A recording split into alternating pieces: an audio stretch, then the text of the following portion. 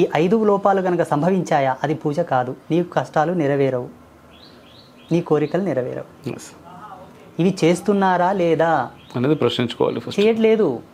ఎలా అంటే ఇందాక 2 ఇండ్లు విజిట్ చేసి వచ్చాను నేను. ఓకే. ఇల్లు చాలా బాగుందండి, పెద్ద కాంప్లెక్స్, అందంగా చాలా మంచిగా డెకరేట్ చేస్తారు ఫర్నిచర్ అంతా. పూజా గదిలోకి వెళ్తే ప్లాస్టిక్ బౌల్స్ పెట్టారు, ప్లాస్టిక్ కప్స్ పెట్టారు, రబ్బర్ ఆకులతో డెకరేషన్ చేశారు. భగవంతుని సిద్ధాంతంలో అది లేదు కదా. శాస్త్రీయమైన సాంప్రదాయకమైనటువంటి మెటల్స్ మాత్రం అక్కడ ఉండాలి. దిక్కుమాలిన ఫోటోలు అందించి స్టోరేజ్ చేశారు. ఎన్నో విగ్రహాలు తెచ్చిపెట్టారు, రకరకాల విగ్రహాలు. మనకు దైవ పంచాయతనం ప్రకారంగా కదా నీ పూజా మందిరం ఉండాల్సింది. ఏ కొలతతో దేవత విగ్రహాలు ఉండాలి, ఫోటోలు ఉండాలి, ఎంత విడుతు ఉండాలి, ఎన్ని ఉండాలి, ఏ దేవుడు ఏ పక్కన ఉండాలి, ఎలా ఉండాలి, ఆ కాంబినేషన్, ఆ సెట్టింగ్ అంతా కూడా ఇదంతా శాస్త్రీయత. అలా కాకుండా దిక్కుమాలిన పద్ధతి, నీకు వచ్చిన డస్ట్ అంతా అక్కడ నింపేసి మళ్ళీ ఏదో చేసినట్టు ఫోజులు.